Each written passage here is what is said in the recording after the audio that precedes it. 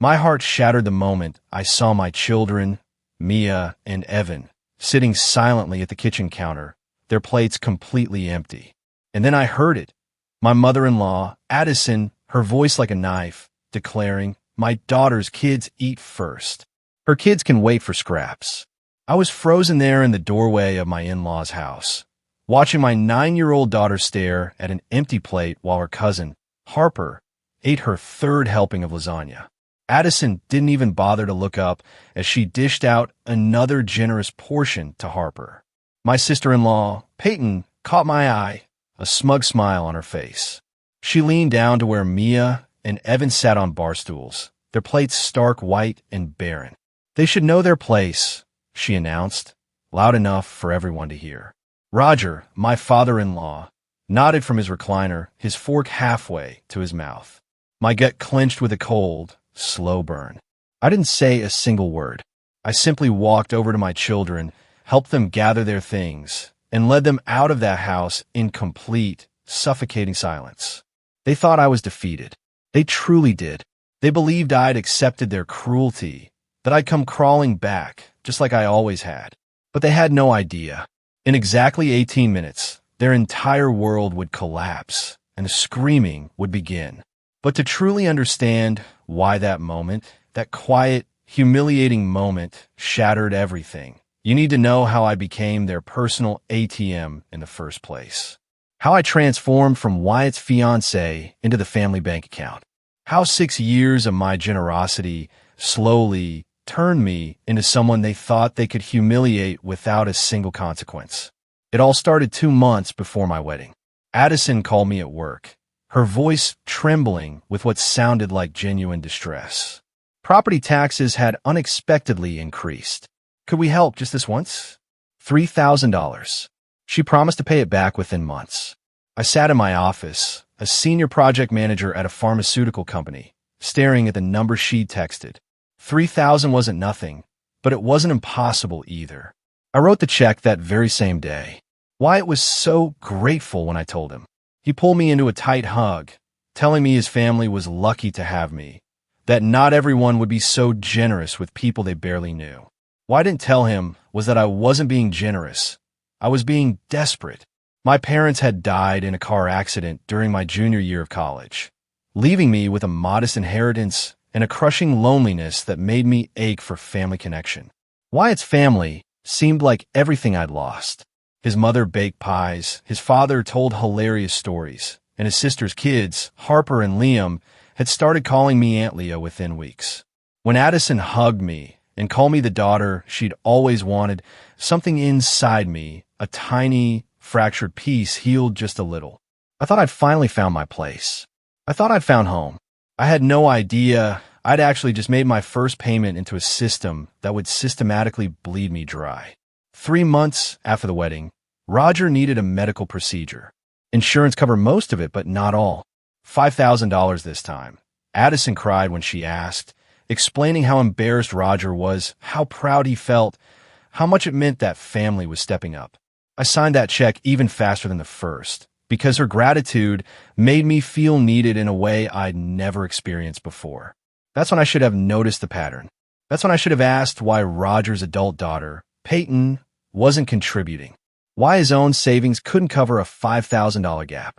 Why every family crisis somehow landed squarely on my shoulders. But I didn't ask. I didn't want to be difficult. I wanted to be the good daughter-in-law, the one who understood that family helps family, the one who belonged. My career had taken off after graduate school in ways I hadn't expected. Senior project manager at 31 was impressive in my field, and my salary reflected that success. I earned nearly 3 times what Wyatt made teaching high school biology. His family noticed that disparity immediately, though nobody said it outright at first. Instead, Addison would touch my arm, her eyes warm with what looked like genuine affection, and mention how proud she was that Wyatt had married someone so successful, so capable of providing stability. I didn't realize she was meticulously calculating my worth down to the dollar. The requests escalated after that first year with a chilling precision I was too blind to see. Addison would call within days of me mentioning a promotion, suddenly facing a $15,000 roof emergency. The contractor's estimate would arrive in my office via email that same afternoon, as if she'd been planning it for weeks. Roger's truck would mysteriously die right after my year-end bonus hit our account, requiring immediate replacement because how else could he get to his part-time job at the hardware store? And then came Peyton's crisis. Her divorce from an abusive husband turned ugly. Suddenly, she needed a $12,000 custody lawyer to protect Harper and Liam. Addison called me, sobbing, explaining that family sticks together, that we protect our own, that didn't want to help keep those babies safe from their father. I wrote that check without even discussing it with Wyatt, because how could I say no to protecting children? Why I didn't ask was why Peyton's own parents, who owned their house outright and had retirement savings, couldn't cover their daughter's legal fees. Why every family emergency somehow skipped right over the people who should have been first in line and landed directly on me. I was too busy trying to prove I belonged to notice I was being used. 6 long years. 6 years of writing checks for emergencies that always seemed to coincide with my bonuses and raises. 6 years of funding roof repairs and truck replacements and legal fees and medical bills. 6 years of being told I was generous and selfless, exactly the kind of daughter-in-law every mother dreams of having. What I completely failed to track during all those years was the utter absence of reciprocity. The one-way street our relationship had become, where I gave everything and received nothing but more requests. When Mia was hospitalized with severe pneumonia and I desperately needed help with Evan, Addison was too busy with her church women's group to babysit. When I suffered a miscarriage and could barely get out of bed, Peyton couldn't take time off from her part-time boutique job to bring meals or help with the kids. When Wyatt and I were struggling in our marriage and desperately needed a weekend away to reconnect, suddenly everyone had scheduling conflicts and prior commitments that made childcare impossible. But when they needed money, I was family, sacred and obligated, expected to sacrifice without hesitation. Wyatt never questioned it. He'd been raised in a household where his mother's word was absolute law, where Peyton's position as the biological daughter granted her a status I could never achieve, no matter how long we were married or how much money I contributed. He genuinely believed that financial support equaled love, that writing checks proved our commitment to family bonds. I wanted so badly to be a good wife, to honor his family the way he honored them, that I ignored the growing unease in my gut. I ignored how they never asked about my work stress or celebrated my achievements. I ignored how they praised Peyton endlessly for managing her part-time boutique job, while dismissing my 60-hour weeks as just corporate work that anyone could do. I ignored how they displayed dozens of photos of Harper and Liam throughout their house, but not a single picture of Mia and Evan. I ignored everything because I was terrified of being the difficult daughter-in-law, the outsider who didn't understand their ways, the woman who'd married their son but never quite fit into their world. So, I kept writing checks and pretending everything was fine. I kept showing up for Sunday dinners where I was expected to help cook and clean while Peyton sat at the table scrolling through her phone. I kept volunteering to host holidays at our house because Addison's back hurt too much to handle the work, then watching her play with Harper and Liam for hours without any apparent pain. I kept being the ATM they could rely on, the solution to every financial problem, the daughter-in-law who never said no. Until that day, until I walked in and saw my children sitting in front of empty plates while their cousins feasted. Until I heard Addison say my kids could wait for scraps. Until Peyton told my babies they needed to know their place. That's when 6 years of willful blindness shattered in an instant. That's when I finally understood what I'd really been funding all this time. Not family connection, not belonging, just my children's systematic humiliation at the hands of people who thought my money was more valuable than my kids' dignity. I gathered Mia and Evan and left that house without saying a word because I didn't trust myself to speak. Because if I started talking, I'd start screaming, and I needed to be cold and calculated for what came next. In the car, Evan asked quietly if we were in trouble. Mia stared out the window, tears running down her face that she didn't bother to wipe away. And I made a decision right there in that driveway. I was done being the good daughter-in-law, done writing checks for people who thought my children were disposable. I pulled out my phone and checked the time. I started the car and drove home in silence, my mind already calculating exactly what I needed to do, exactly how long I needed to wait, exactly how I was going to make them understand what they had just lost. 18 minutes. That's how long my children had sat with empty plates, watching their cousins eat. In 18 minutes, I was going to return the favor. The morning had started like any other Tuesday. I dropped the kids at summer camp, sat through 3 back-to-back client presentations, and fielded approximately 17 emails that all seemed to require immediate attention. By 4:30, I was still stuck in a conference room, listening to our lead researcher explain why we needed to adjust the testing timeline. I realized with a sinking dread that I wasn't going to make it to pick up Mia and Evan by 5.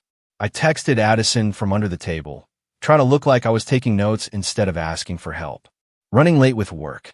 Any chance you could grab the kid from camp and keep them until 7? I'm so sorry for the short notice.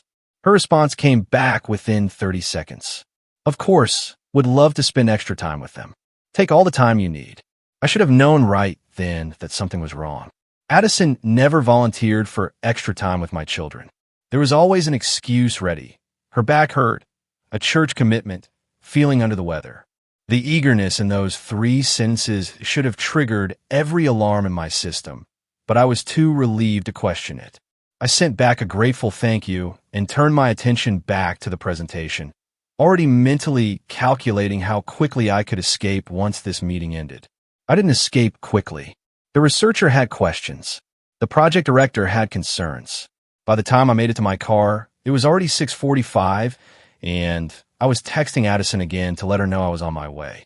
She responded with a smiley face emoji and told me dinner was ready whenever I arrived. Dinner. She'd made them dinner. That should have been my second warning. I pulled into their driveway at 7:15, the sun starting to sink low, casting long shadows across their perfectly manicured lawn. Before I even turned off the engine, I could hear children's laughter coming from inside the house. But something about that sound fell off, fractured, like there were 2 separate groups laughing at different things in different rooms. I grabbed my work bag and walked up the front path, fishing out the key they'd given me 6 years ago. Addison had presented it during a Sunday dinner shortly after the wedding, making a whole ceremony out of it. She'd held it up in front of everyone and announced that I was officially part of the family now, that this key symbolized my place in their home and their hearts. Wyatt had gotten emotional. Peyton had hugged me. Roger had raised his glass in a toast. I'd cried actual tears of gratitude that day because it felt like proof that I finally belonged somewhere again. Now that key felt heavy in my hand as I slid it into the lock. The front door opened directly into their living room, but the noise was coming from deeper in the house, from the kitchen and dining area. I stepped inside and immediately noticed the rich smell of Italian food, tomato sauce, garlic, fresh bread. My stomach growled because I'd skipped lunch, and I thought maybe Addison had made enough for me, too. That this was one of those rare moments when she'd actually been thinking about my needs instead of just her own. I followed the sound of voices and laughter, my work heels clicking on their hardwood floors. The hallway opened into a large combined kitchen and dining space, and that's when I saw it. The scene that would replay in my nightmares with perfect, terrible clarity. Peyton's children sat at the formal mahogany dining table like they were attending some kind of celebration. Harper, who was 10, had her napkin tucked in her shirt properly while she worked through what looked like a 3rd helping of lasagna. Liam, 8 years old and nearly the same age as Mia, was laughing at something his mother had said while reaching for another piece of garlic bread from the basket in the center of the table. Their plates were piled high with food. Real plates, the nice ones with the floral pattern that Addison usually reserved for holidays. Crystal glasses full of lemonade sat beside each plate. Cloth napkins, not paper. My children sat on bar stools at the kitchen counter 15 feet away. Their plates were completely empty. Not even crumbs. Just white ceramic surfaces that might as well have been mirrors reflecting back their worthlessness. Mia and Evan weren't laughing. They sat perfectly still, their hands folded in their laps, watching their cousins eat the way you'd watch something happening on television, something you weren't part of and never would be. The physical segregation was so deliberate, so stark, that my brain couldn't immediately process what I was seeing. This wasn't an accident. This wasn't poor planning or bad timing. This was intentional. Addison stood at the dining table, her back to my children, serving Harper another generous portion of lasagna directly from serving dish. She was smiling and chatting with Peyton, who sat at the table, scrolling through her phone with one hand while absently sipping her lemonade with the other. Roger occupied his usual recliner in the adjoining living room, his own plate balanced on his lap while he watched the evening news. Nobody had noticed me yet. I was standing in the doorway, watching this domestic scene play out like some kind of nightmare I couldn't wake up from. "Oh, Leah, perfect timing," Addison said when she finally glanced up and saw me. She didn't look embarrassed, didn't look guilty. She looked mildly pleased, like I'd arrived at a convenient moment. "We just finished dinner." Finished. As if my children had participated in a meal instead of sitting there watching other people eat. I couldn't speak yet. My throat had closed up with a rage, so cold it felt like ice spreading through my chest. Instead, I walked over to where Mia and Evan sat and knelt down to their eye level, forcing my voice to sound calm and normal. "Hey babies, how was your day?" "Good," Mia said. Her voice had that careful, neutral tone she used when she was trying not to upset anyone, trying not to cause problems. At 9 years old, my daughter had already learned to make herself smaller, to minimize her needs and feelings so other people would be comfortable. When had that happened? When had I let that happen? "Did you guys have fun playing together?" I asked, glancing between my kids and their cousins. Evan shook his head, and I thanked God for Evan's honesty, because he hadn't learned yet how to lie to protect other people's feelings. "They played different games," he said quietly. I looked around the room again, really seeing it this time. The way my children had positioned themselves at the edge of everything, perched on bar stools like visitors instead of family. The way Peyton's kids sprawled comfortably across the dining space like they owned it. The way nobody at that table seemed to think anything was wrong with this picture. "What did everyone have for dinner?" I asked, though I already knew the answer was going to destroy me. "Grammy made lasagna," Harper announced proudly from the dining table. "It's really good. She makes the best lasagna." I looked at my daughter. "And what did you two have?" Mia hesitated, glancing toward Addison before answering. That glance told me everything I needed to know about the power dynamics in this house, about who my daughter had learned to defer to. "We weren't that hungry," she finally said. But I knew Mia. I knew she was always hungry after camp, always asking what was for dinner the second I picked her up. I knew she never turned down her grandmother's cooking, because Addison made the kind of comfort food my daughter loved. "Actually, there wasn't quite enough for everyone," Addison interjected smoothly, like she was explaining something perfectly reasonable. "So, I made them grilled cheese earlier. They were fine with it. Children don't need full meals every single time they're here." I stood up and walked to the kitchen counter, where a large glass lasagna pan sat with at least 6 generous servings still remaining. Enough to feed my children twice over. Enough to make it clear that Addison's explanation was a lie. And she didn't even care that I could see the evidence sitting right there. "I think I'll make them plates now," I said, reaching for the serving spoon. "Leah, honestly, they're fine," Addison said, and now there was an edge in her voice. "Children don't need full meals every single time they're here. They already ate." But Harper and Liam seemed to need full meals, I observed quietly, looking at the overflowing plates at the dining table. They seemed to need second and third helpings. The room went silent except for the television in the background. Even Roger's chewing slowed as he picked up on the tension. "My daughter's children have different nutritional needs," Addison said, and the casualness of her cruelty took my breath away. "Her kids can wait for scraps if there's not enough to go around. That's just how it works in blended families." Blended families, like the problem was family structure instead of deliberate exclusion. Like she was explaining basic mathematics instead of teaching my children they didn't deserve to eat. I started serving lasagna onto 2 clean plates anyway, my hands shaking with a fury I was barely containing. Behind me, I heard Peyton's chair scrape against the floor. I heard her footsteps approaching, and then I heard her voice directed at my children, not at me. "You two are sweet kids," she said, and when I turned around, she was smiling. "But you should know your place in this family." My children come first. That's just how it is. Mia's fork, which she'd picked up in anticipation of finally eating, stopped halfway to the plate I was preparing. Evan's eyes filled with tears he was too proud to let fall. Roger's voice came from the living room, agreeable and matter-of-fact. Best they learn young. I looked at my children's faces as they absorbed this lesson. This lesson about their worth, about how their own family saw them as lesser beings who didn't deserve basic dignity or kindness. Something inside me snapped clean in half. Come on, kids, I said quietly. Get your things. We're leaving. Leah, don't be dramatic. Addison called after me, but I was already helping Mia down from her bar stool. We can talk about this. I didn't respond.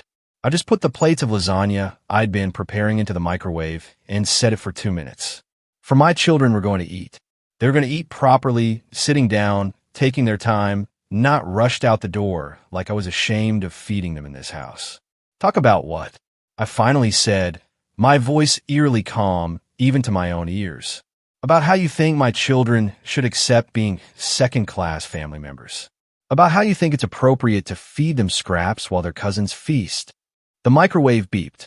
I pulled out the plates, tested the temperature with my finger, and set them in front of Mia and Evan.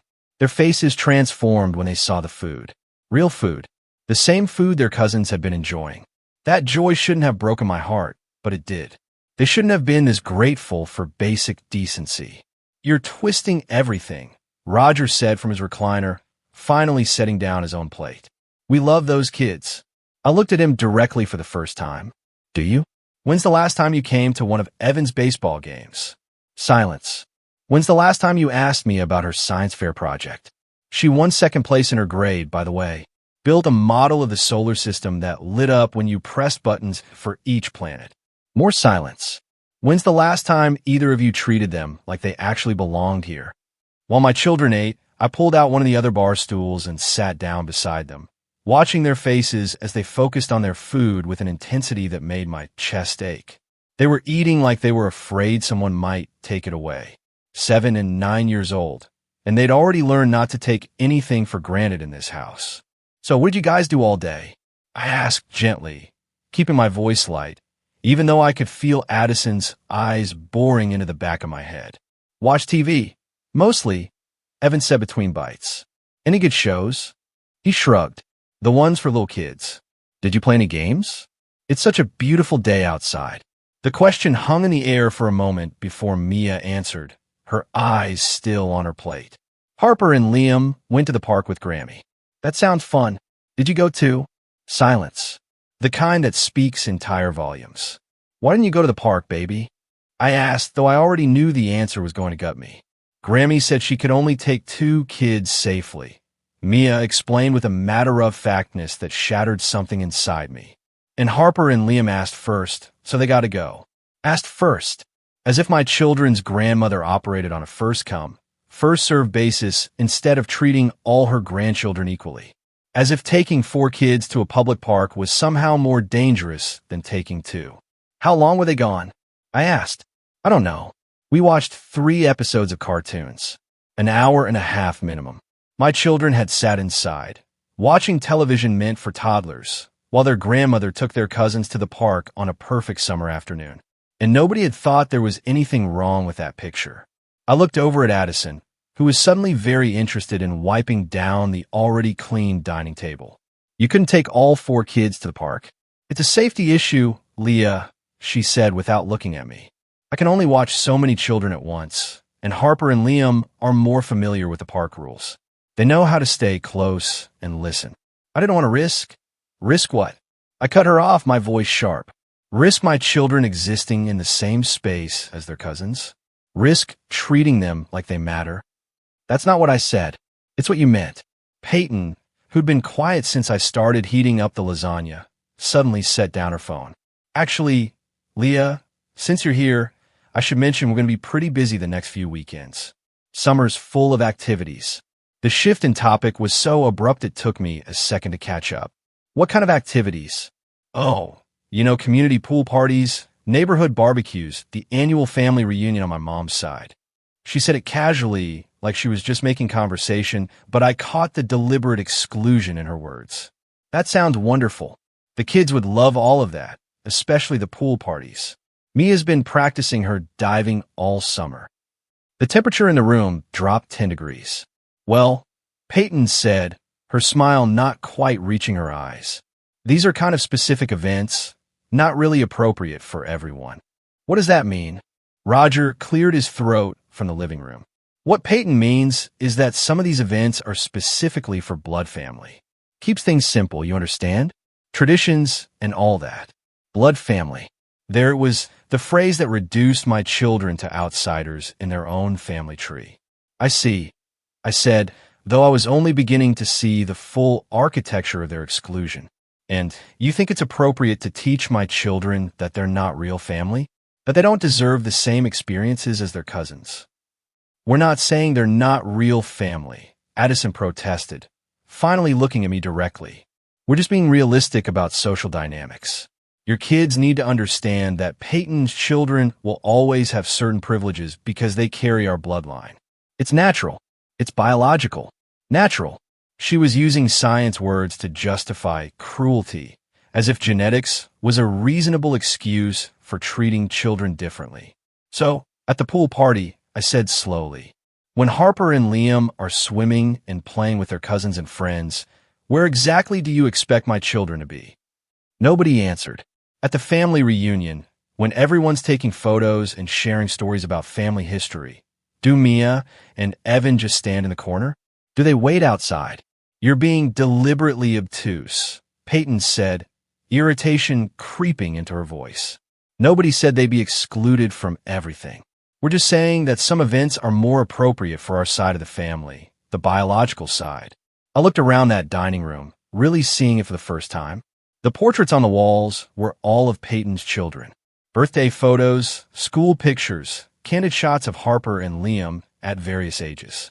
There wasn't a single photograph of Mia or Evan displayed anywhere in this house. Not one. Let me ask you something else, I said, standing up from the bar stool. When's the last time any of you came to Evan's baseball games? He plays every Saturday morning, has for the past 2 seasons. Silence. When's the last time you asked Mia about school, about her friends, about the science fair she spent 6 weeks preparing for? Roger shifted uncomfortably in his recliner. We ask about school. When's the last time you called? Just to talk to them, not to ask me for money. The question landed like a physical blow. I could see it in their faces. The dawning realization that I'd connected the dots they thought I was too blind to see. That's not fair, Addison said weakly. Isn't it? Because from where I'm standing, it looks like your relationship with my children has always been secondary to your relationship with my bank account. You remember to call when Roger needed a new truck. You remember to call when Peyton needed a lawyer. You remember to call when the roof needed repairs. But you've never once remembered to call on Mia's birthday. Not once in 9 years. We send cards. Peyton protested. You send cards that I know for a fact your mother buys in bulk at the grocery store because I found the receipt on the counter last Christmas. Generic birthday cards with $20 tucked inside. The same cards you sent to your hairdresser and your mail carrier. Mia had stopped eating. Both my children were staring at their plates now, absorbing this conversation about their worth, learning in real time how little they meant to the people who were supposed to love them unconditionally. Come on, kids, I said quietly. Get your things. We're leaving. Leah, please. Addison started, taking a step toward me. Let's not do this in front of the children. You should have thought about that before you did it in front of the children, I said, my voice barely a whisper, thick with suppressed fury. Before you made them watch their cousins eat while they went hungry. Before you taught them that they're not worth the same effort, the same love, the same basic decency as Harper and Liam. I helped Mia and Evan gather their backpacks and water bottles, moving through the motions mechanically while my mind raced ahead to what came next. What had to come next? At the door, I turned back one last time. We'll talk again soon, when you're ready to be honest about whether you actually love my children or just my money. The flash of panic across Addison's face told me everything I needed to know. For the first time in 6 years, she was realizing that her cash flow might be in jeopardy, that the ATM she'd been relying on might finally be closing for business. I walked my children to the car in silence, buckled them into their seats, and sat in the driver's seat without starting the engine. My hand was shaking. My whole body was shaking. In the rearview mirror, I could see both kids staring out their windows, their faces carefully blank in that way children learn when they're trying not to cry. And that's when I knew exactly what I had to do. I turned the key in the ignition, but didn't put the car in drive. My hands gripped the steering wheel so tightly my knuckles had gone white. The silence in the car felt heavy, oppressive, like it had physical weight pressing down on all three of us. I should have said something comforting, something that would make this better. But my throat had closed up, and I couldn't find words that wouldn't be lies. Finally, I put the car in reverse and backed out of the driveway. The house sat there in my rearview mirror, warm light glowing from the windows, looking exactly like the kind of home where families gathered and children were loved. The illusion was perfect from the outside. We made it 3 blocks before Mia spoke. "Mom." Her voice was so small, I almost didn't hear it over the sound of the engine. "Why don't Grammy and Pop like us as much as Harper and Liam?" The question landed in my chest like a stone dropping into still water, sending ripples of pain through everything I thought I understood about our lives. I opened my mouth to give her the answer mothers are supposed to give, the comforting lie about how of course they love you equally, how you're imagining things, how family is complicated but love is simple. But I couldn't do it. I couldn't lie to her anymore. "They should love you exactly the same, baby," I said instead, my voice shaking. "Grandparents are supposed to love all their grandchildren equally, but they don't. This," Evan's voice, flat and factual in the way only a 7-year-old can be. "We're not blood family," Aunt Peyton said. So, I had to pull over. I couldn't see the road anymore through the tears that had started without my permission. I guided the car to the curb in front of Darken Park and put in park, pressing my palms against my eyes like I could physically hold back the crying. My 7-year-old son had just articulated his own perceived worthlessness, and he'd done it in the same tone he might use to comment on the weather, like it was just a fact of life he'd accepted, like he'd already learned his place in this world. "Listen to me," I said, turning around in my seat to look at both of them directly. "What Aunt Peyton said is cruel and wrong. You're family. You're their grandchildren. And if they can't see how special and valuable and wonderful you are, that's their failure, not yours. Do you understand me?" Mia nodded, but her eyes were full of doubt. Evan just stared at his hands. "How long has this been happening?" I asked, though I wasn't sure I wanted to know the answer. "How long have they been treating you differently when I'm not there?" The kids exchanged a glance. That sibling communication that happens without words. "Always, I think," Mia finally said. "But we thought maybe we were being too sensitive. Like maybe we were imagining it. Always." The word echoed in my head while I turned back around and stared at the dark park through the windshield. Always meant this wasn't new. Always meant every time I dropped them off for babysitting, every Sunday dinner, every holiday gathering, this had been happening, and I've been too blind to see it. Or maybe I'd been too afraid to see it, because seeing it would have meant choosing between my children and the family I'd worked so hard to belong to. My mind started racing backward through 6 years of memories, re-examining them through this new lens. Mia's 6th birthday party, where Addison and Roger had brought Harper and Liam elaborate presents, remote control cars and American Girl dolls, while Mia got a $20 gift card at Target. I told myself they were on a budget, that handmade gifts were more meaningful anyway, that Mia didn't need material things to know she was loved. Christmas 2 years ago, when Addison's living room had been covered in framed photos of Harper and Liam at various ages, professional portraits and candid shots, a whole wall dedicated to Peyton's children. When I'd asked where the photos of Mia and Evan were, Addison had said she was waiting to get good ones printed, that the lighting in the ones I'd sent wasn't quite right. I believed her. I'd actually believed her. The beach house vacation that we weren't invited to because of limited space. Roger had explained they could only fit one family comfortably, and since Peyton was recently divorced and struggling, she needed it more. But the beach house had 4 bedrooms. I'd seen photos. There had been plenty of space. They just hadn't wanted us there. Every small cruelty had been there all along, building a foundation of exclusion brick by brick. I've been too busy writing checks to notice the structure they were constructing around my children. I pulled back onto the road and continued driving home, my mind still cataloging incidents I dismissed as misunderstandings. The Christmas pageant, where Addison and Roger had sat in the front row cheering for Harper, but claimed they'd gotten the time wrong for Evan's performance. The science fair, where they'd promised to come see Mia's project, but never showed up because of a last-minute conflict they couldn't avoid. The baseball games, the school concerts, the awards ceremonies. All the moments where my children had scanned the audience looking for their grandparents and found empty seats instead.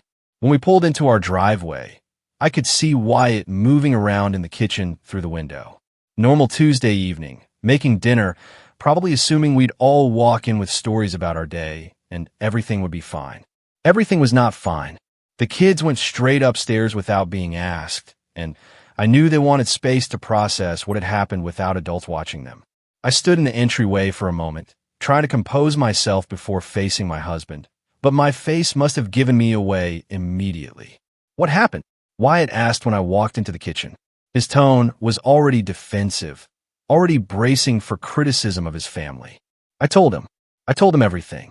Every word his mother had said, every cruelty his sister had inflicted, every moment of our children sitting with empty plates while their cousins feasted.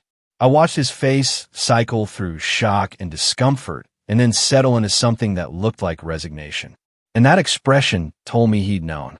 Maybe not the specific incidents, but the overall pattern. He'd known and chosen not to see it.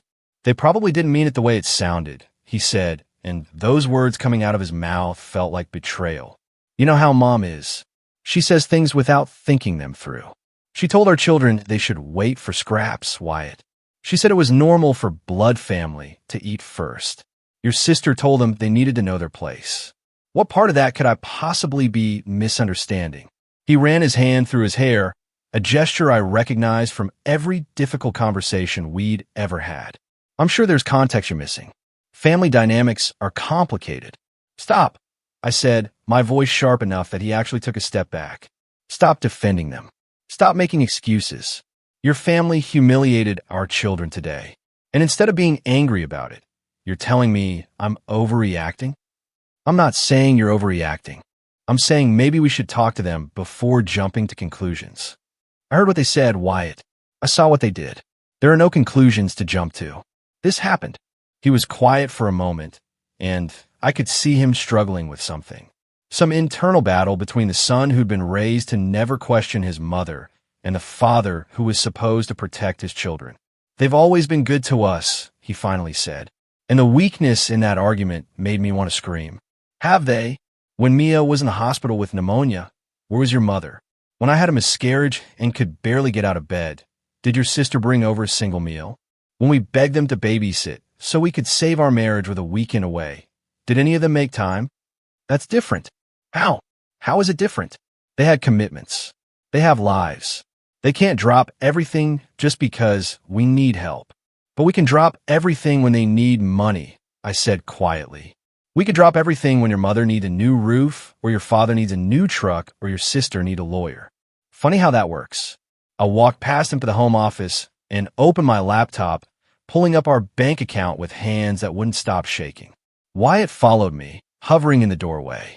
"What are you doing?" "Something I should have done years ago," I said.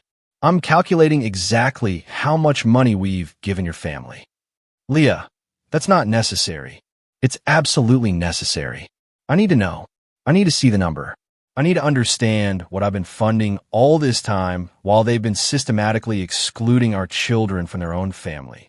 The spreadsheets started coming together. Each transaction a small wound that added up to something catastrophic. 3,000 here, 5,000 there, 15,000 for the roof, 12,000 for legal fees, 8,000 for medical bills. The numbers climbed higher and higher while Wyatt stood in the doorway watching me work, his face growing paler with each entry. When I finally reached the total, I stared at it for a long moment, not quite believing what I was seeing. $134,000. Over 6 years, I had given Wyatt's family $134,000. And in return, they taught my children they weren't worth feeding. $134,000, I said out loud. my voice hollow in the quiet office. The numbers sat on my screen in bold digital certainty, impossible to deny or minimize. Wyatt made it sound like he'd been punched. That can't be right. That's right. I've checked it 3 times. I scrolled back to the top of the spreadsheet, showing him the earliest entries from 6 years ago. This is every bank transfer, every check, every direct payment I've made to your family or on their behalf. Want me to walk you through it? He didn't answer, just stared at the screen like the numbers might rearrange themselves into something less damning. $3,000 for property taxes before we were even married. I continued, my voice taking on mechanical quality as I recited the list. $5,000 for your dad's medical procedure 3 months after the wedding. $12,000 for Peyton's custody lawyer. $15,000 for the roof. $8,000 for your mom's dental work. $22,000 for your dad's truck because the old one finally died. I didn't realize, Wyatt said weakly. I didn't know it added up to that much. That's the problem, Wyatt. You never asked. You never questioned why every single family emergency became my financial responsibility. You never wondered why your parents, with their paid-off house, and your sister, with her boutique job, couldn't handle their own expenses without my constant support. I kept scrolling through the entries, watching his face grow paler with each line item. Emergency dental work that insurance supposedly didn't cover. Property tax increases that happened with suspicious regularity. Car repairs that always seemed to coincide with my quarterly bonuses. Medical bills, home repairs, legal fees, utility assistance during tight months that never seemed to end. Some of these were loans, Wyatt said, grasping at the weakest defense available. They were going to pay us back. Were they? Show me one. Show me a single loan that's been repaid. Silence. The roof repair was supposed to be temporary help. He tried again. Dad was going to pay us back when his settlement came through. What settlement, Wyatt? There was no settlement. There was never going to be a settlement. That was just another story to make me feel better about writing the check. He sank in a chair across from my desk, his head in his hands. For a moment, I almost felt sorry for him, seeing him confront the reality of what his family had been doing. But then I remembered Mia and Evan sitting on those bar stools with empty plates, and the sympathy evaporated. They're my parents, he said finally, his voice muffled by his hands. They raised me. They sacrificed for me. I can't just abandon them. I'm not asking you to abandon them. I'm asking you to see what they've been doing to our children, to us. They've been using you, Wyatt. Using your guilt and your sense of obligation to bleed us dry while treating our kids like they're less than human. That's not fair. Your mother told our children they should wait for scraps. I cut him off, my voice rising. Your sister told them they need to know their place. Your father agreed that they should learn young to expect less than their cousins.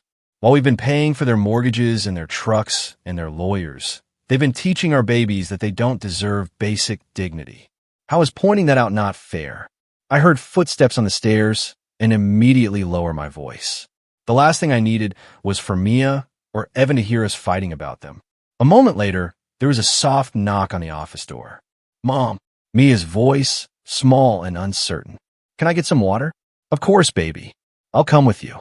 I left Wyatt sitting in the office, staring at the spreadsheet, and went upstairs with Mia. She filled her water bottle at the kitchen sink, taking longer than necessary. And I realized she'd come down because she'd heard us arguing and wanted to make sure I was okay. 9 years old and already trying to take care of me. Are you and Dad fighting about what happened at Grammy's? She asked, not looking at me. I could have lied. Should have lied, probably. But I was so tired of lying to protect other people's feelings. We're having a difficult conversation about it, yes. Is it our fault? The question shattered what was left of my composure. I pulled her into a hug, holding her tight against my chest. No, sweetheart, none of this is your fault. Not one single bit. You and Evan have done nothing wrong. The adults in the situation have made bad choices, and we're trying to figure out how to fix it. Does Dad think we're overreacting too? Like she'd already internalized that her feelings about being excluded and humiliated weren't valid? Like she'd learned to doubt her own perception of cruelty. Dad is learning some things he should have paid attention to a long time ago, I said carefully. It's hard for him because it's his family, and nobody wants to believe their family would do something hurtful on purpose. She nodded against my shoulder, and I could feel her tears soaking through my shirt. After I got her settled back in bed, I stood in the hallway for a long moment, just breathing, try to find the strength to go back downstairs and finish the conversation I'd started. My phone buzzed in my pocket. A text from Rachel, my best friend since college. "How did it go? Call me if you need to talk." I texted her on the drive home, a brief message explaining what had happened. Now I realized I desperately needed to hear a voice that wasn't Wyatt's.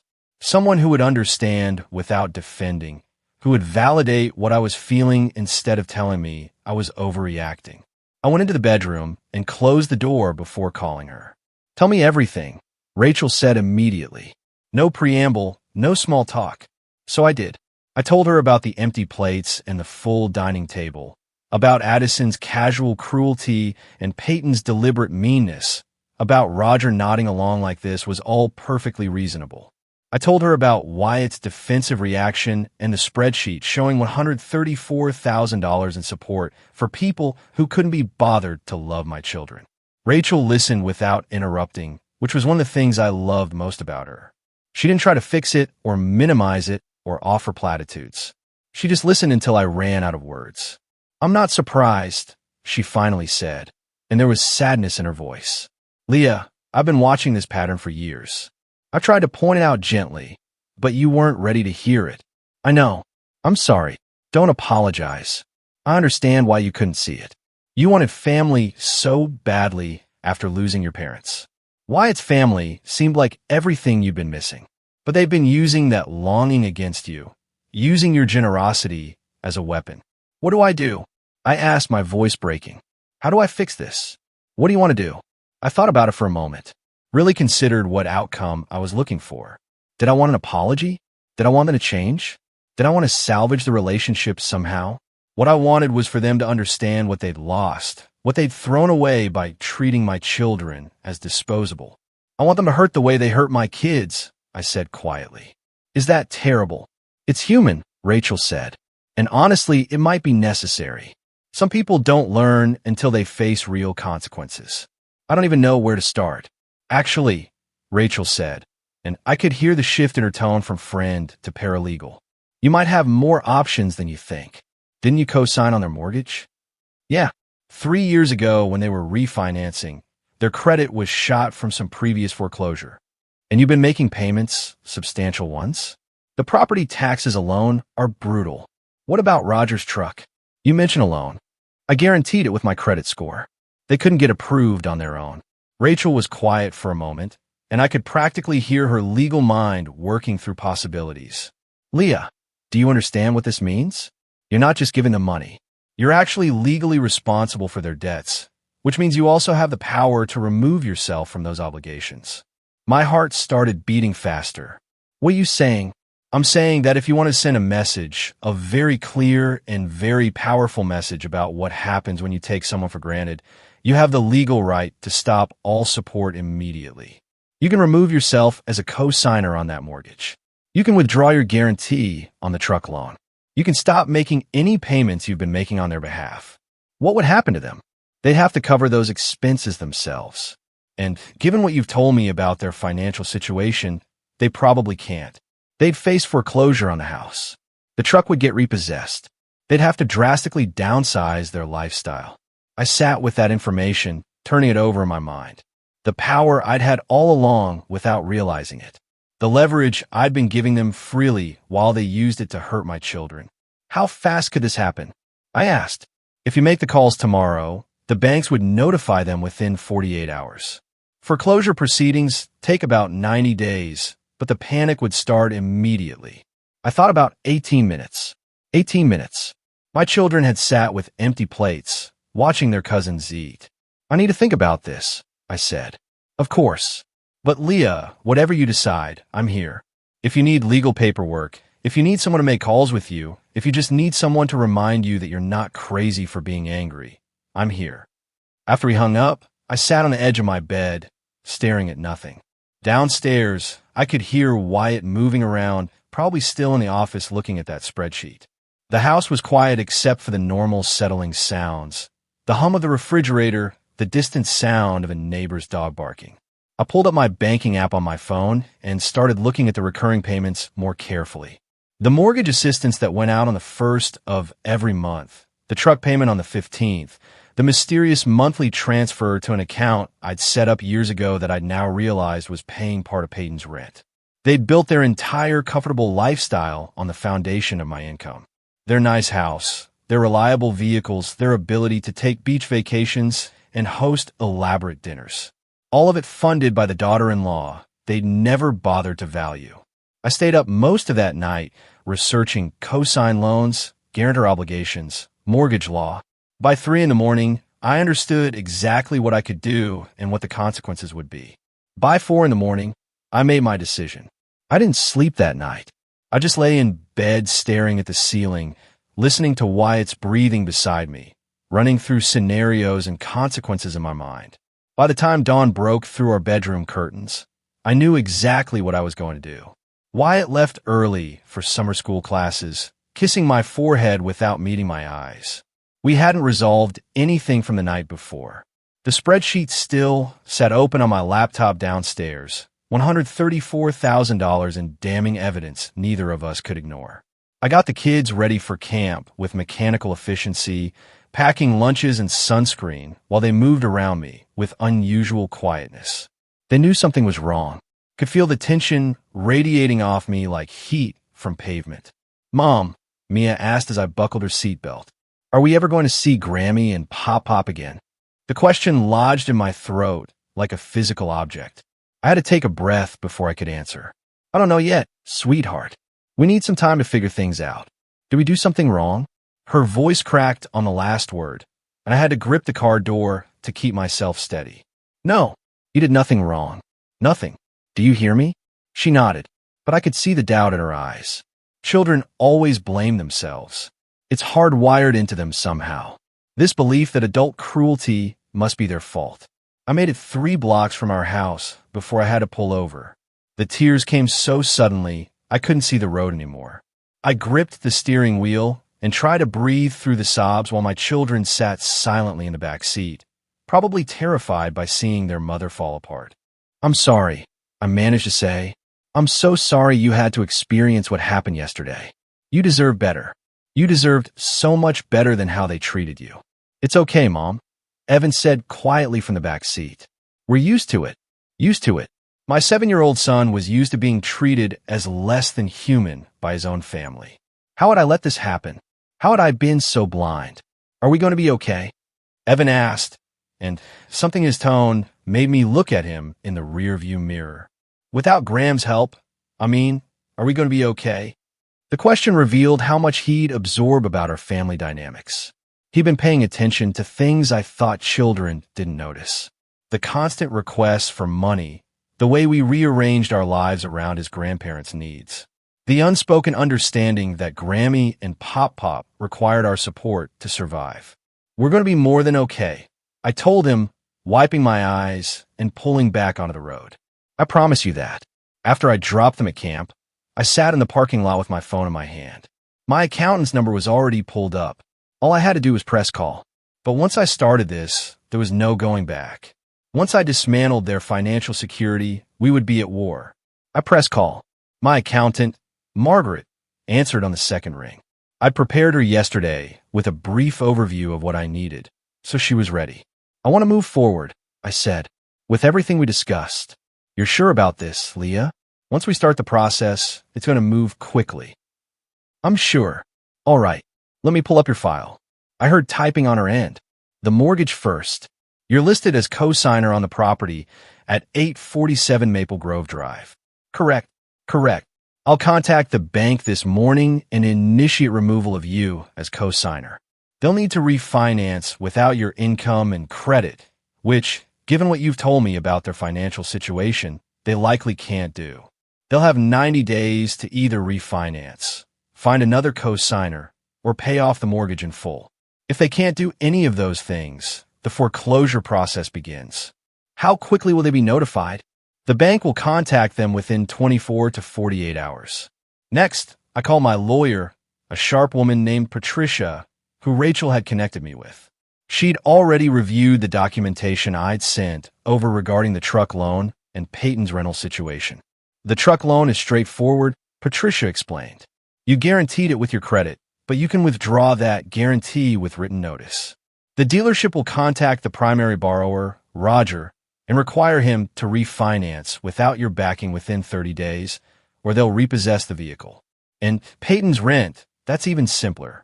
You've been making supplemental payments directly to her landlord. You can stop those immediately. No legal process required. Just stop paying. Will the landlord notify her when her next rent payment is short? Absolutely. Probably within the week. I sat in my car after those calls were made, watching other parents drop their children off at camp. Normal people living normal lives, not calculating revenge against family members who treated their children like garbage. But I wasn't going to feel guilty. Not this time. I drove home and spent the day working from my home office, responding to emails and sitting through video conferences while my mind was somewhere else entirely. I kept checking the time, obsessively watching the minutes tick by. I had decided something during my sleepless night. I was going to time this perfectly. 18 minutes. That's how long Mia and Evan had sat with empty plates, watching their cousins eat. 18 minutes of hunger and humiliation and learning they didn't matter. At 7:02 that evening, I made the first call. The mortgage bank had already processed my paperwork. All I had to do was verbally confirm my intention to remove myself as co-signer, and it became official. The representative on the phone was professional and impersonal as she explained that the primary borrowers will be notified by mail and phone within 24 hours. Second call, the truck dealership. Same process, same efficiency. Roger would receive notification that he needed to refinance the loan without my guarantee within 30 days. Third call, Peyton's landlord, a man named Frank, who I'd been sending checks to for over 2 years. I'm calling to inform you that I'll no longer be making supplemental rent payments for Unit 3B. This is effective immediately. The tenant is going to be short on rent then, Frank said, sounding annoyed. She can't afford the full amount on her own. That's between you and her. My obligation ends today. I hung up and looked at the clock. 7:04. 3 phone calls in 2 minutes. Everything was done. Now I waited. Wyatt came home around 7:30, still walking on eggshells around me. He heated up leftovers and ate in silence while I sat at the kitchen table with my phone face down in front of me. Did you do something? He asked quietly. I protected our children. Leah, what did you do? Before I could answer, my phone rang. Addison. I checked the time. 7:43. Exactly 18 minutes after I made my calls. I answered on speaker so Wyatt could hear.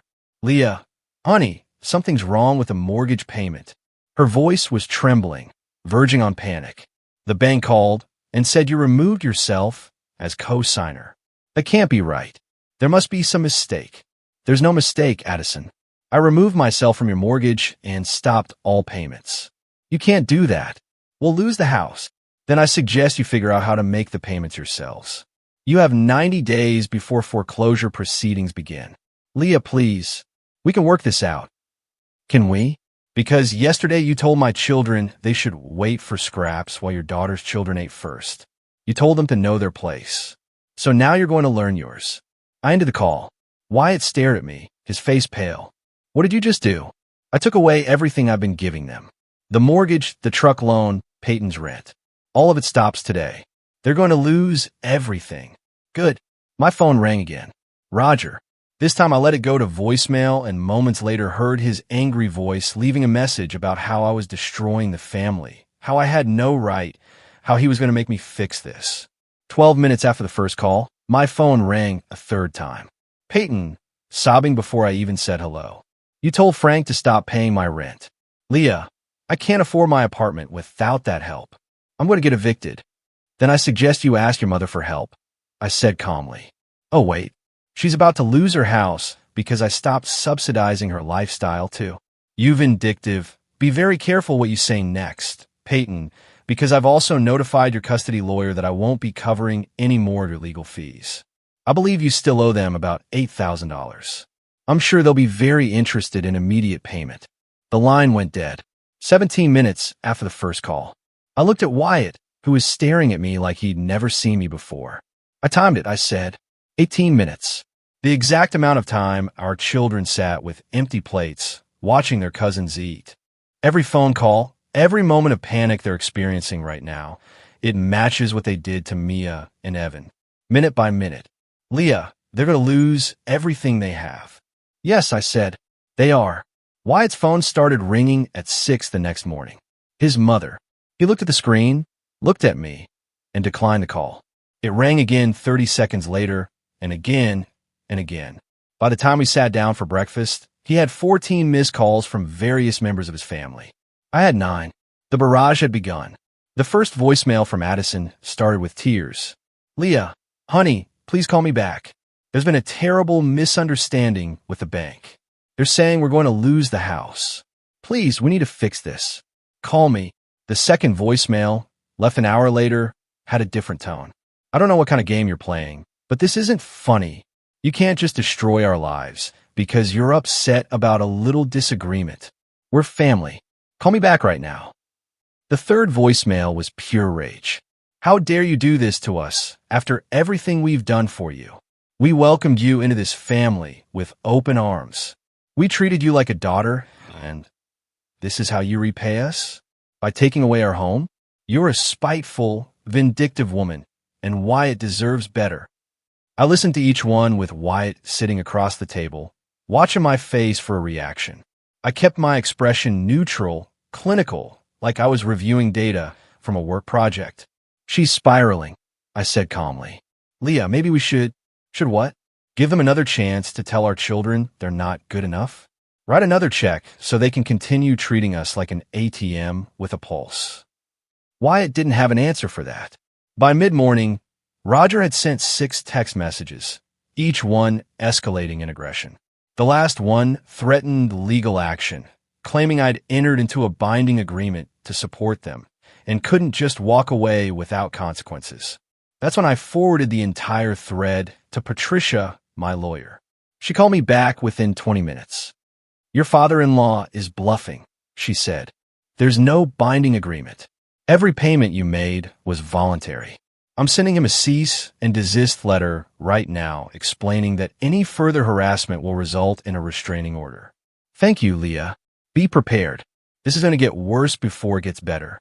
People who've been financially dependent on someone else don't give up easily. They're going to try everything to get you to resume payments. She was right. On day 2, Peyton showed up at my office building. I was in a meeting when my assistant knocked on the conference room door, her face apologetic and uncomfortable. I'm so sorry to interrupt, but there's a woman in the lobby demanding to see you. Security is dealing with it, but she's claiming it's a family emergency. I excused myself from the meeting and took the elevator down to the lobby, already knowing who I'd find there. Peyton stood near the security desk, her face blotchy from crying, her voice loud enough to draw attention from everyone passing through. You can't do this to me, she was saying to the security guard, who looked deeply uncomfortable. My children are going to be homeless because of her. Ma'am, you need to leave the building, the guard said firmly. Not until she talks to me. I approached slowly, keeping my distance. Peyton, she whirled around, and I saw a genuine panic in her eyes. For a moment, I almost felt sorry for her. Almost. Leah, please. Frank is going to evict me. I can't afford the full rent on my own. Harper and Liam need stability. You can't do this to my children. You did this to your children when you decided mine weren't worth basic decency. That's not what happened. You told my kids they should know their place. I said quietly, aware of the audience we'd attracted. You said your children come first. Well, now all my children come first. You'll figure it out, Peyton. The same way millions of single mothers figure it out without someone else paying their bills. I'll lose custody. Don't you understand? If I can't provide stable housing, Jeremy's lawyer will use it against me. You're going to help him take my children. That hit differently than I expected. For a split second, I wavered, thinking about Harper and Liam and how none of this was their fault. But then I remembered Mia and Evan sitting on those bar stools with empty plates, and the sympathy evaporated. Then maybe you should have thought about consequences before you treated my children like they were disposable. Security escorted her out while she screamed about how I was destroying her life. I went back upstairs, sat through the rest of my meeting, and didn't let myself think about what had just happened until I got home that evening. What I didn't expect was the call from Wyatt's aunt, Linda. I'd met Linda exactly 3 times, all at major family events. She lived in Oregon and wasn't particularly close with Addison or Roger, but she was Roger's sister and apparently had been more involved in their lives than I'd realized. Leah, this is Linda Harper. I hope you don't mind me calling, but I need to understand what's happening with Roger and Addison. What did they tell you? I asked carefully. Addison called me yesterday, asking for money. She said you'd cut them off financially, and they were about to lose everything. She said you'd always been controlling with money, that you held it over their heads, and now you were punishing them over some minor disagreement about the grandkids. The lies were so breathtaking, I actually laughed. Is that what she said? She made it sound like you'd been financially abusive for years. Said she'd been reaching out to family because she didn't know how else to survive. She's been telling me this for about 3 years now. Actually, I've been sending them money every month because I thought they were being mistreated. 3 years. Addison had been running a side operation with extended family, telling them I was the villain while I was actively funding her entire lifestyle. Linda, would you be willing to listen to my side of this? That's why I'm calling. I sent her everything. The spreadsheet showing $134,000 in payments. Bank statements proving I'd been making their mortgage payments. The timeline showing how every request coincided with my bonuses. And then I sent her the recording I'd made on my phone at dinner, where you could clearly hear Addison talking about my children waiting for scraps. Linda called me back an hour later, and I could hear the anger in her voice. I've been sending them $1,500 a month for 3 years based on complete lies. She told me you were withholding money while living extravagantly. She made you sound like a monster. I'm sorry she put you in that position. Don't apologize. I'm furious with her, not you. I just called Roger and told him exactly what I think of him and his wife. I won't be sending another dollar. Over the next few days, I got similar calls from Wyatt's Uncle Marcus, 2 cousins I'd barely met, and even Addison's own sister, who'd apparently been contributing to what she thought was a desperate situation. Each one had been told some version of the same story. I was wealthy and controlling, refusing to help while Wyatt's parents struggled. The web of lies was more extensive than I'd imagined, and watching it unravel gave me a cold satisfaction I wasn't entirely proud of, but couldn't deny. Wyatt was caught in the middle of all of it. His phone never stopped ringing. His mother called, sobbing about losing the house. His father left voicemails calling me names I won't repeat.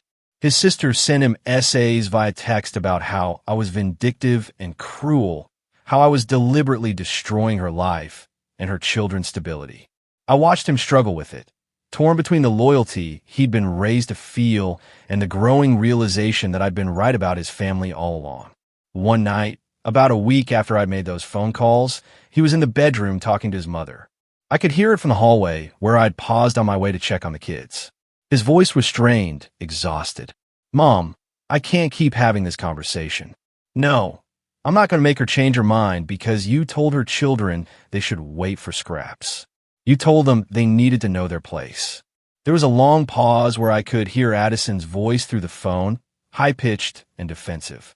I don't care if that's not how you meant it, Wyatt continued, and I heard something crack in his voice. That's what you said. That's what Mia and Evan heard. Do you have any idea what that did to them? I backed away from the door, not wanting to eavesdrop anymore, but I'd heard enough.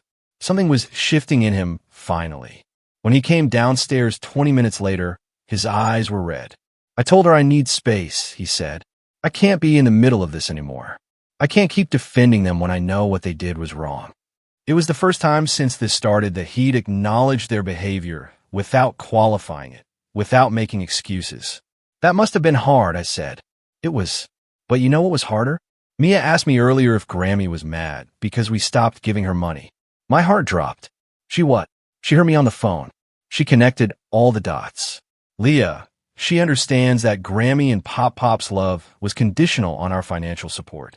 What 9-year-old should have to understand that? He sat down heavily at the kitchen table, his head in his hands.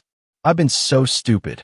You tried to tell me for years that something was off, and I kept defending them. I kept telling you that you were misunderstanding, that you're being too sensitive. And all this time, our kids were watching and learning that love is something you have to purchase. You didn't see it because you didn't want to, I said gently. They're your parents. Nobody wants to believe their family would treat them that way.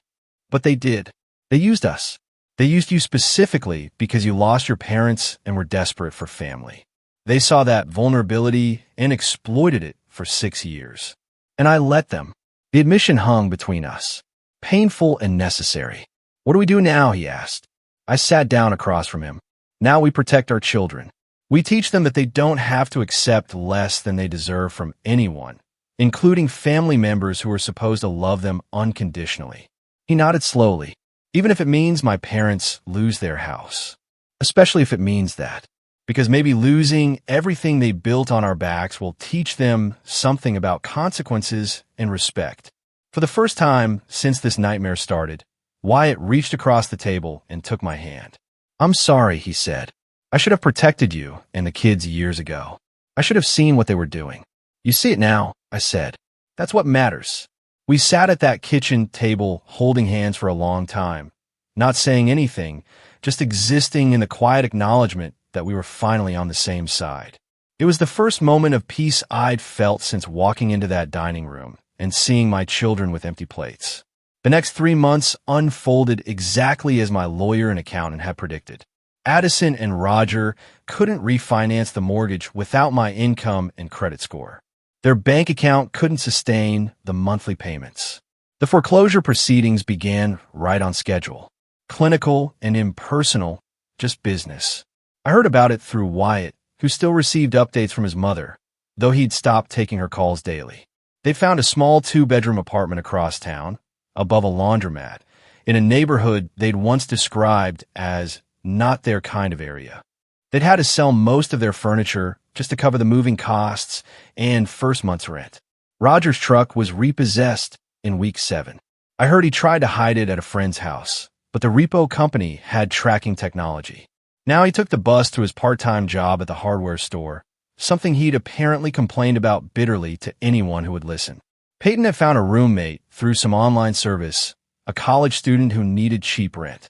She'd picked up a second job, waitressing 3 nights a week on top of her boutique hours. Her Instagram, which I'd stopped following but occasionally checked out of morbid curiosity, had gone from curated lifestyle shots to nothing at all.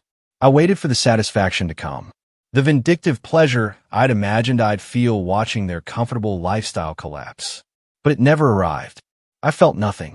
Not satisfaction, not guilt, not regret. Just a vast emptiness where my relationship with Wyatt's family used to exist. What I didn't expect was the letter. It arrived on a Tuesday afternoon, 4 months after I'd made those phone calls. Handwritten address, no return label, but I recognized Addison's careful cursive immediately. I held it for a long time before opening it, not sure I wanted to read whatever justification or accusation it contained. The letter was 3 pages long, written on simple line paper, not the expensive stationery she used to use for thank you notes. Dear Leah, it began. No sweetheart, no honey, just my name. I've started this letter 17 times. Each time I wrote something, then crumpled it up because it wasn't honest enough, or it was making excuses, or it was trying to minimize what we did. I'm going to try one more time to just tell you the truth. You were right about all of it. We treated your children poorly. We prioritized Peyton's kids over Mia and Evan in ways that were cruel and deliberate. We made them feel less than. And we did it consciously, telling ourselves we had good reasons, but knowing deep down that we didn't. I told myself it was about blood, about biology, about maintaining family traditions. But the truth is simpler and uglier than that. I was jealous of you.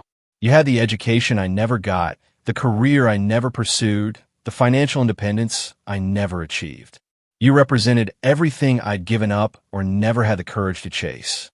And instead of being proud of my son for finding someone so accomplished, I resented you for it. Peyton was my do-over, my second chance. I poured everything in her kids that I felt I'd missed with my own children. And when you came along with your success and your money and your confidence, I saw you as competition instead of family. So I took your money and I let you believe it made you belong. But it never really let you in. I never really accepted that your children were as much my grandchildren as Peyton's. I kept you at arm's length while bleeding you dry. And I told myself I was doing it for family when really I was just being spiteful and small. Losing the house, losing our comfortable life, it forced me to look at what we'd done. Roger and I are living in a 2-bedroom apartment that costs more per month than our mortgage did, and we're barely making it. Peyton is working herself to exhaustion just to keep her kids housed. And we did this to ourselves, not you. I'm not asking for money. I'm not asking for anything except the chance, maybe someday, to be a real grandmother to Mia and Evan. To show them that adults can learn and change and do better. To prove that I'm capable of loving them the way I should have from the beginning. If you're not ready for that, I understand. If you're never ready for that, I understand that too. I just needed you to know that I see what we did. I see it clearly now, and I'm sorry. It was signed simply Addison. No love or regards or any of the usual closings. I read it 3 times before showing it to Wyatt that night. He read it once slowly, then set it down on the kitchen table between us. What do you think? He asked. I think it's the first honest thing she's said to me in 6 years. I answered. But I don't know if one letter changes anything. Do you want it to? That was the real question. Did I want to rebuild a relationship with people who'd hurt my children so deliberately? Did I want to risk letting them back into our lives? I don't know yet, I admitted. Ask me again in a few months. Wyatt and I had started marriage counseling in month 2. After a particularly bad fight where he'd accused me of being vindictive and I'd accused him of being a coward. Our therapist, a woman named Dr. Chin, had a gift for cutting through defenses and making us face uncomfortable truths. She'd helped Wyatt understand how deeply his mother had conditioned him to prioritize her emotional needs over everyone else's, including his own children's. She'd walked him through the pattern of manipulation, showing him how Addison had trained him from childhood to believe that a good son never questioned his mother, never set boundaries, never chose his own family over hers. It was painful to watch him grapple with that realization. In some ways, Wyatt was grieving the mother he thought he had, coming to terms with the reality of who she actually was. For my part, Dr. Chin helped me see how losing my parents had made me vulnerable to Addison's manipulation. How my desperate need for family connection had blinded me to warning signs I would have caught otherwise. She didn't let me off the hook for ignoring my instincts, but she helped me understand why I'd done it. The counseling wasn't magic. We still fought. There were nights I slept in the guest room because I couldn't stand to be near him. But slowly, incrementally, we were building something stronger than what we'd had before. Wyatt started setting boundaries with his family in ways he never had before. When his mother tried to call and complain about their apartment, he told her he couldn't listen to that conversation and ended the call. When Peyton sent him long texts blaming me for her problems, he responded with a single sentence. You're responsible for your own choices.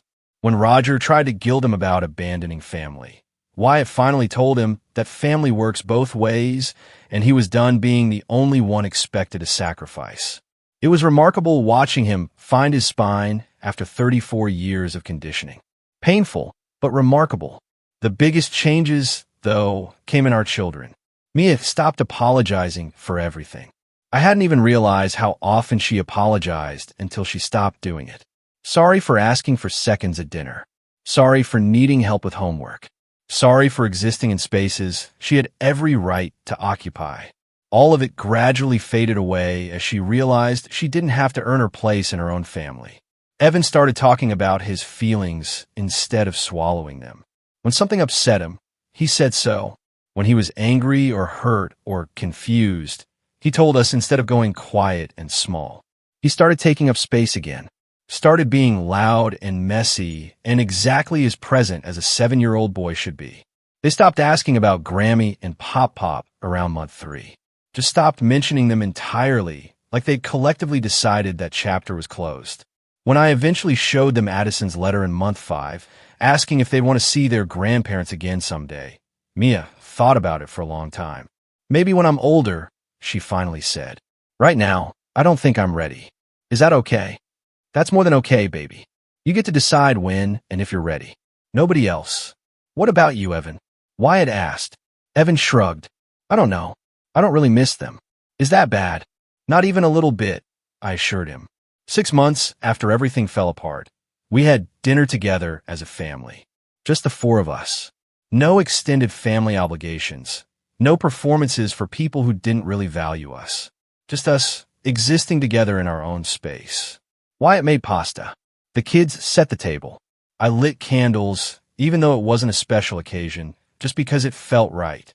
We ate and talked and laughed, and somewhere in the middle of Evan telling a ridiculous story about something that happened at camp, I looked around our table and realized this was what family was supposed to feel like. Safe, equal, unconditional. I'd spent 6 years trying to buy my way into belonging with people who would never really let me in. I'd funded a comfortable lifestyle for people who treated my children as disposable. I'd written checks and ignored red flags and convinced myself that love just looked different in different families. But I've been wrong. Love doesn't look like empty plates and casual cruelty and being told to know your place. Love doesn't come with conditions and hierarchies and payment plans. Real love looks like this. Like pasta dinner on a Tuesday night with sauce on the tablecloth and kids talking over each other and nobody keeping score of who deserved what. I'd burned down the toxic structure I'd been supporting for years. And from the ashes, we were building something real. The screams that had filled Addison's house the night I made those phone calls had been the sound of consequences arriving after years of being held at bay. I delivered them with precision and purpose, timing the devastation to match the cruelty my children had experienced. I'd never regret it, not for a single moment, because my children deserved a mother who would protect them, even when it meant going to war with the family I tried so hard to join. They deserved to learn that they didn't have to accept less than they were worth, that boundaries were healthy, that real love never required them to make themselves smaller. And if teaching them that meant dismantling someone else's comfortable life, then that was a price I'd pay every single time. What would you have done in my place?